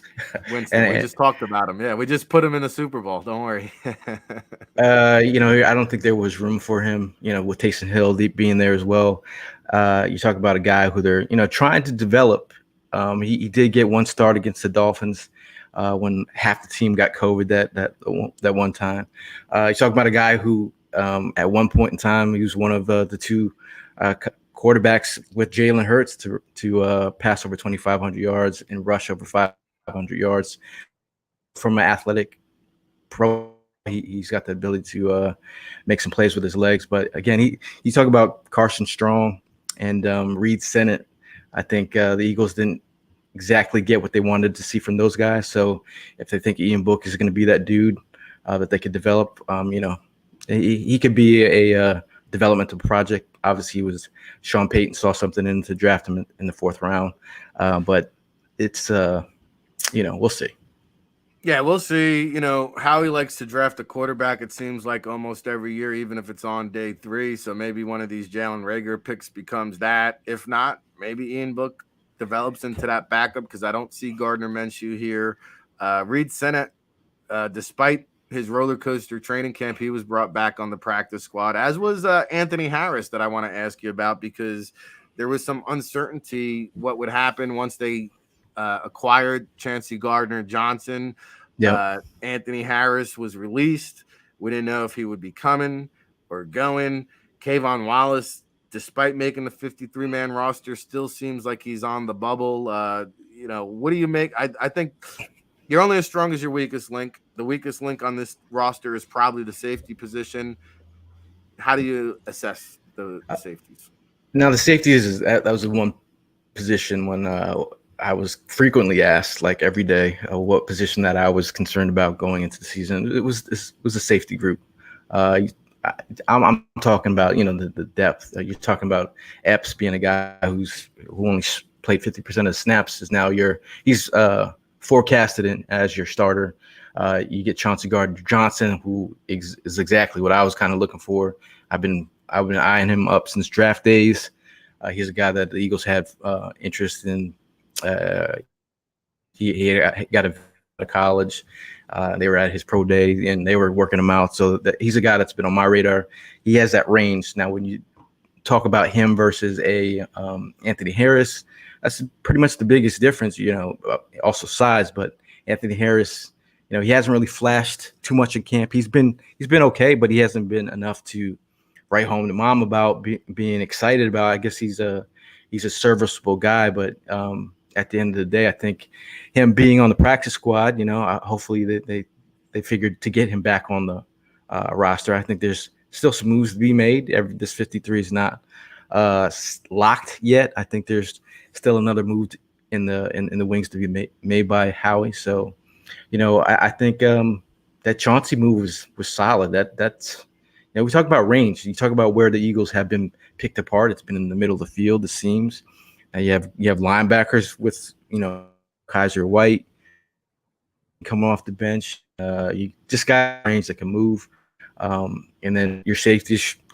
It's a new tandem, but I think with that versatility in Chauncey, he's a guy who can move into the slot if you need him, or he can play in the box and play on the back end, because that's really what we were concerned from our safety position. Yeah, an upgrade, no doubt about it. And moving the needle a little bit there in the NFC odds in Vegas. I'll pick your brain on that in just a second. But you made a good point. The 53-man roster is not done. There's still a week, 10 days until kickoff. Some moving and shaking still to be had on, whether it's the 53-man or the practice squad. What position do you still feel like Howie could be looking to upgrade here, do you think? Well, with the LaMichael P. Ryan movie, they're like, they're looking for a guy that can give some juice. There was some from the potential target from a running back, a power guy, Jay Ajayi on steroids type move, like to make a run. I think that's one other move that they could possibly upgrade. I think you look at the running back position. You talk about Miles Sanders is on his last year. You got Boston Scott he's only here on a 1-year deal. You only have one running back in the mix who's going to be here for a couple years, and that's Gainwell. So you have Kennedy Brooks here, but again, it's you're trying to think about long term. So right now it's a three-headed monster, but it could be potentially a 4-headed monster. I'm okay with that as long as you're not these guys at the moment form like Voltron. I dig it. All right, I like the Voltron reference. I was always a Voltron over Transformer guy myself. Gale Founders here on the Football Playbook, breaking it down, chopping it up. Eagles talk.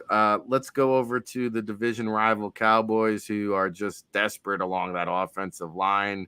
They're kicking the tires on Jason Peters, 40 years old. He came in and tried to help out the Bears last year and actually winded up starting for them. Is this an El Desperado ploy? Can Jason Peters actually be a serviceable cog for this Dallas Cowboys offensive line?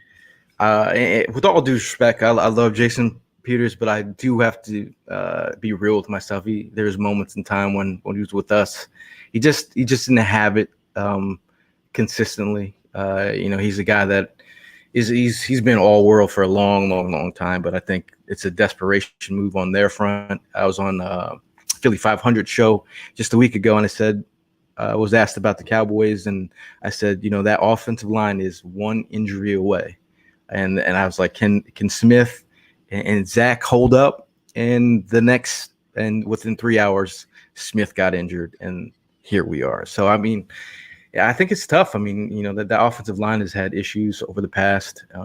You're talking about a guy who's going to be protecting Dak Prescott. I mean, a 40-year-old guy in a Tybo class. I'm a little concerned if you're going to risk it with. But hey, it's not. This is where we want the Cowboys to be. I'm not concerned for them.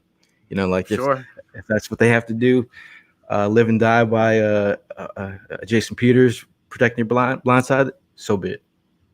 All right, well, let me ask you this then, because Cowboys are still on most sports books the favorite to win this NFC East. The Eagles are even on a couple, but Dallas is still the consensus. Are you going with the Cowgirls or the Eagles? I mean, what do we got going for this NFC? I'm definitely.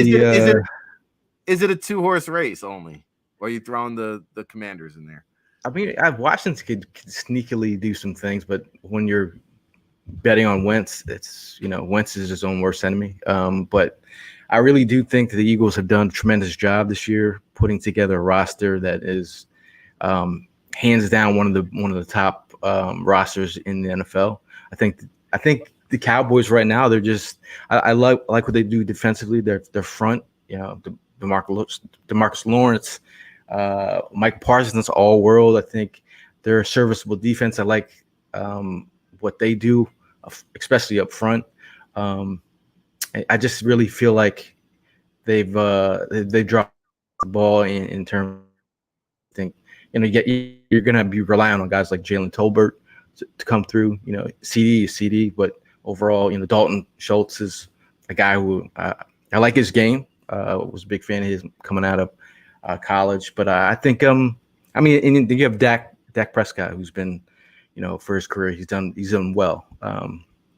But to rely on them to put it all together is where that's where I stand on the Eagles, where they've done a great job putting together a great nucleus, the pass catching weapons, tremendous tight end wise, offensive line, defensive line. You're talking about $94 million poured into this defensive line and offensive line. That's where they win in the trenches. So at the end of the day, I think everything is set up for Jaylen Hurts to really be successful, even if you don't have to him be a world beater. If he's managed to splash plays downfield, a solid run game, you're really cooking with gas with this unit this year. And if they gel together off the field like that 2017 team, they're set up to make a run. Yeah, listen, Jalen Hurts doesn't have to be an all-pro here. He just has to steer the ship. This team is structured for him to just steer the ship right into that postseason. So we'll stay tuned there. Speaking of the Cowboys, I heard Michael Gallup now is looking unlikely to play week 1. So you mentioned Jalen Tolbert out of South Alabama. He's going to be counted upon to start there for Dallas. And I'm not putting a lot of stock or confidence into Mike McCarthy there, the head coach for the Dallas Cowboys. I mean, this guy wouldn't recognize talent if it slapped him in the face. I mean, Tony Pollard is the better running back, and he continues to start Ezekiel Elliott. So, hey, good for you, Dallas. I'm not buying in. I've got Philly. I'm rolling with Gail here. And we're rolling over to fourthandjohn.com. Tell the listening audience at home all the content you got coming, what you'll be doing, what you got on the horizon.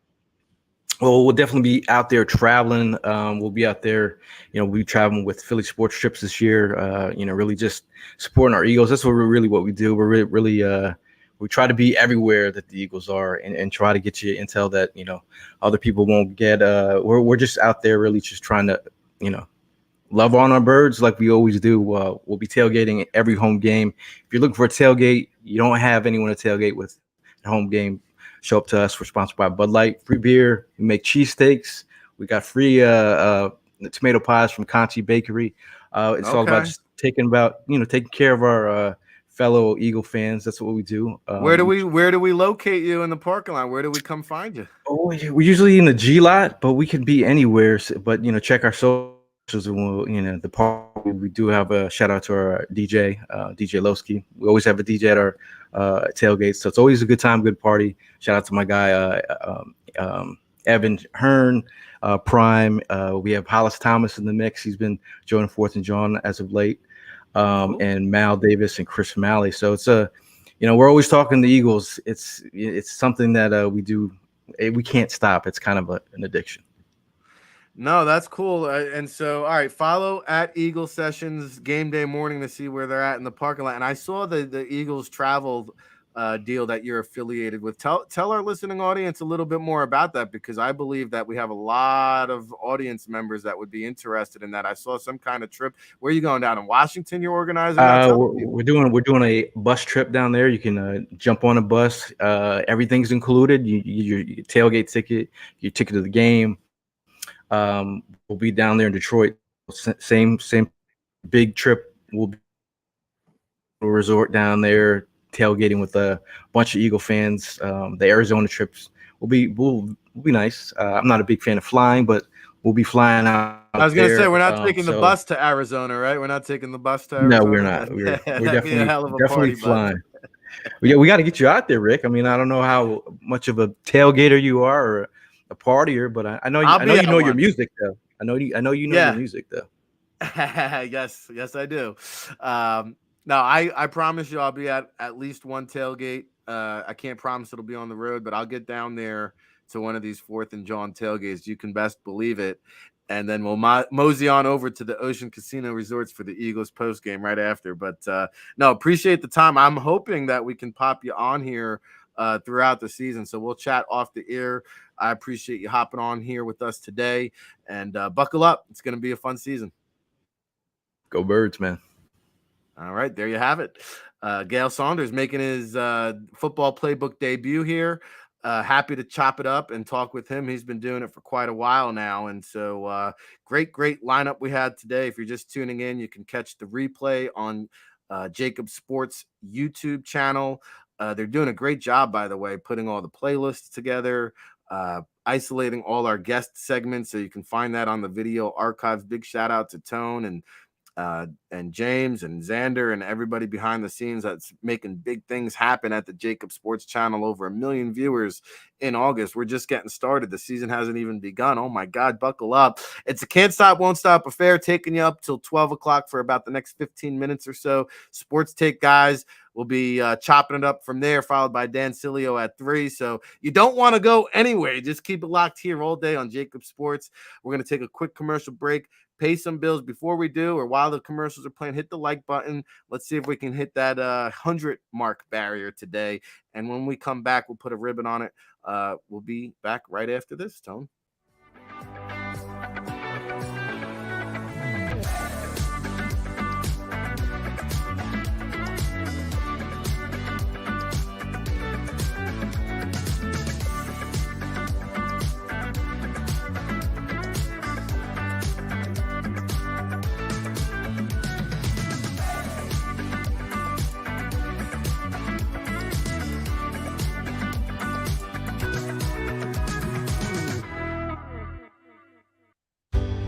Go passionately. Go fearlessly. Go confidently. Go Birds! Go confidently towards your goals with First Trust, Philly's hometown bank for nearly 90 years and the official bank of the Philadelphia Eagles. We're focused on getting you over the goal line. So go with conviction. Go with trust. Go Birds! And go forward with us by your side. First Trust Bank, the official bank of Philadelphia dreams. Oh, and go Birds. Plan your day with confidence. Definitely want to keep the umbrellas on hand. And keep your family safe with Action News and AccuWeather. Numerous tornadoes. Well over 7 inches of rain. Your go-to team when severe weather strikes. The water is still rising right now. Keeping you prepared wherever you watch. On TV, on 6abc.com, and on our streaming apps. And that's when we go severe weather mode and on the air for you. Action News and AccuWeather. The team you trust. In Philadelphia, we celebrated the miracle with pride only 5 years ago. And then the following morning, IBEW Local 98 members went back to work, building this city, rescuing our communities from decay, and inspiring the young men and women of the region to take pride in who we are. Like the Cats, Local 98 members believe in hope. To learn more about who we are, what we do, and career opportunities with Local 98, visit us, IBEW98.org. At Stateside Vodka, every new customer gets the world's best rocks glass, free. You're telling me that bottle is cut in half? You could say that.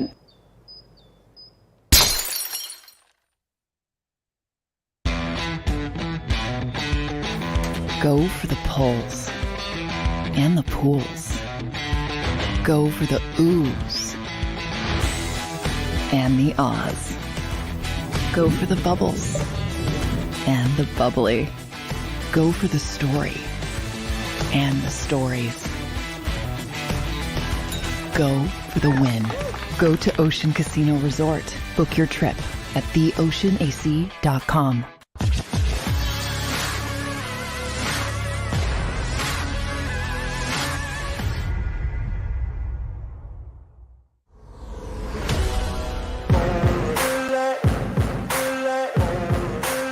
Back at it again. It's the Football Playbook Show Part 4 edition here, our 4th episode here on the JAKIB Sports channel here with you today. 12 o'clock, the Sports Take guys will be taking over. Tomorrow, we have a couple guests lined up. Bob Wiley, if you're a Hard Knocks fan from the Cleveland Browns, he will join us tomorrow and talk some offensive line, specifically about the Eagles' offensive line. We'll also have my guy Mook Williams will be checking in. Works with us over at the NFL Draft Bible, along with Ralph Ventry. We'll pop him up. We'll get to my football predictions hopefully tomorrow. I had some over-unders for you, and the Eagles over-under right now looking sitting at 9.5. Cowboys over-under sitting at 10.5. I do not see an 11-win Cowboys team. That's for sure. The Eagles double-digit victories looking very, very good. 9.5 wins seems awfully low. If this team goes 9-8, people might be, there might be some coaches getting axed if they go 9-8. In fact, it's that time of the show. Let's welcome him in. Tone behind the stream, sometimes on the scene, man. The Eagles getting disrespected here with the Vegas win total 9.5, man. This looks like almost a stone cold lock for double-digit victories. Well, I'm not really a betting man, so I can't personally put too much stock in that. At the end of the day, these guys have to get on that field. They have to buckle it up. Like you say, it's always a double chin strip affair. And listen, man, bring your orange slices, bring your nose, bring your mouth guard, bring your nasal strips. It's going to get messy out there when you're dealing with these new look Philadelphia Eagles. I'll tell you that. No doubt about it. Tone DeShields here, producer of the Football Playbook on JAKIB Sports. Another good show, another great list of guests today. What you like from today's show there, Tone? Oh, man, I really enjoyed all our guests. Shout out to Dane Vandernet, Gail Saunders, Emery Hunt. Not as many guests as we had yesterday, but potent, guests that really, got their points across. And, again, I really enjoyed those guys, man. I really want to key in on what Emery brought up about, the Jalen Hurts MVP odds. And, this NFL these days, they really don't know how to gauge these dual threat quarterbacks, right? And, you have some people who make an argument that Jalen Hurts isn't necessarily a dual threat quarterback yet because he still has yet to be as much of a threat with his arm as he is with his legs. I can understand that argument. It's going to be really important for Jalen Hurts to prove it out as wrong, but even more, it's going to be important for him to make the needed throws. For me, it's not really about the quantity of throws for him. It's not really about the stats for me. It's about the quality of throws. It's about his ability to deliver the ball from point A to point B, his ability to make his reads as necessary, and most importantly, his ability to win in the situational football front. Those 3rd and longs, 4th down situations. 4 minutes left in the game, your team is down by 10. Are you able to score on a short field? Let your defense get the ball back for you, and then go back and potentially score that either go-ahead touchdown or that game-time field goal. I'm paying more so attention to the details for Jalen Hurts, not really the numbers.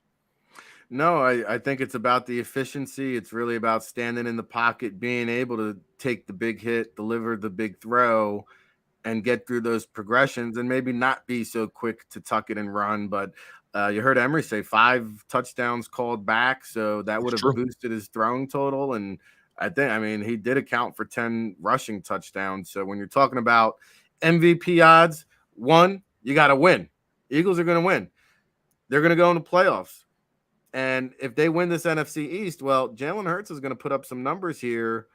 I think last time I checked, it was like 30-1 odds. So if you're looking for a long shot, hey, Jalen Hurts might be in play. I wanted to pick your brain before we get out of here on an outside-the-box idea that I've had cooking this morning, because I'm listening to everybody talk about the different punt return possibilities and Gainwell, Watkins, Allen, Covey, who could it be? How about this? Why not take a flyer? You saw him do it last year for the Rams in spurts. How about OBJ, Odell Beckham Jr. and Eagle Green? Maybe stash him on the IR for half the season, but in the second half, you'd have a potent return man. You've already got your established wideout, so he wouldn't be really dependent upon to be a focal point of that offense, but I don't think it would cost a lot of money. Why not bring OBJ to Philly? To me, and I like OBJ, right? I feel like he gets a bad rap as being a bad teammate. That's not the case at all, in my humble opinion. Not at all. It's just the fact that when you're trapped in New York with the Giants, I'm pretty sure anybody can get a little antsy. And with the Cleveland Browns with Baker Mayfield, so can't really get mad at him about that.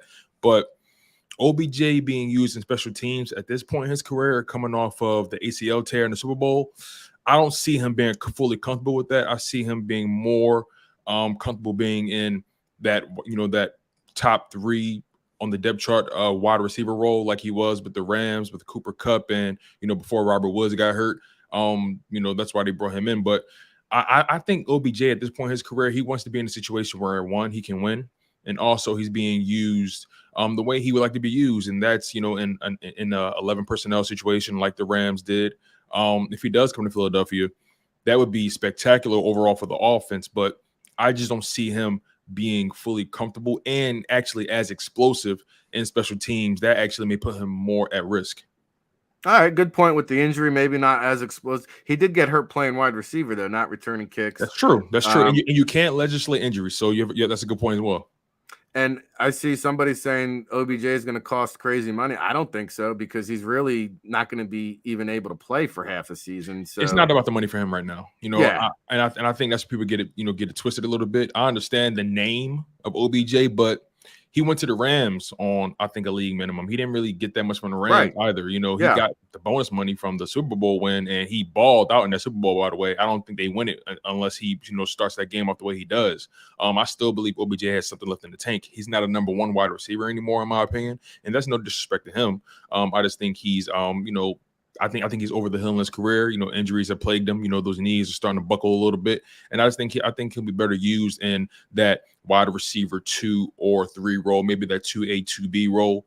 Again, I don't think he's going to cost that much. I think you can bring OBJ in on a fairly team-friendly deal, especially if he believes in what you're doing.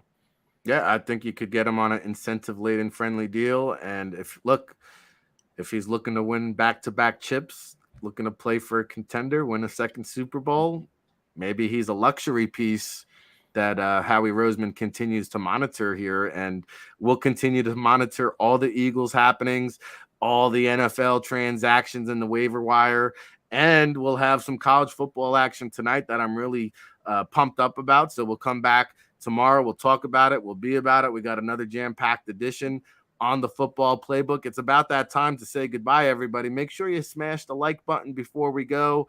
Don't click. Hey, by the way, Tone, does the chat guys and listeners get automatically put over to the Sports Take guys, or do they have to log off and log on? I was a little bit curious myself. Good question. So essentially, we have it set up and this is where the behind the scenes work comes in, right? YouTube has great features where you're able to literally redirect listeners from one show to the next, and we have all that stuff lined up. That's what JAKIB Sports pays me to do, right? They pay me to make sure you guys are taken care of, and best believe we're going to do that. We have you guys set up. All you have to do is let this thing ride out, and you're going to be taken directly from this live stream with Ric Serritella, the Football Playbook, right on to the Sports Take guys, but Bear Brooks, Derek Gunn, and Rob Bella. So don't worry, you guys, we got you covered. All right, buckle up. Don't go anywhere. You heard Tone say stay right here. Xander will be giving them some relief duties, and we'll be back at it again and do part 5 of the Football Playbook tomorrow. Buckle up. Go for the pulls and the pools. Go for the oohs and the ahs. Go for the bubbles and the bubbly. Go for the story and the stories. Go for the win. Go to Ocean Casino Resort. Book your trip at theoceanac.com.